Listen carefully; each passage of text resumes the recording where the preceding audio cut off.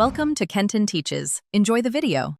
You start by opening the file or page you intend to print. Skip any save step. Once open, invoke Print with Ctrl+P or CMD+P, or choose Print from the menu. You should immediately pick the correct printer, pages, number of copies, and orientation. Make sure to check more settings like duplex, color, or paper size now, because changing them later can force an unintended save in some apps. Proceed when the preview looks right and you see the full range of pages. Now focus on the middle steps. Choose a physical printer device, not a PDF or virtual printer. Once done, scan the print dialog for options like Send Directly to Printer or an unchecked Print to File box. Toggle accordingly.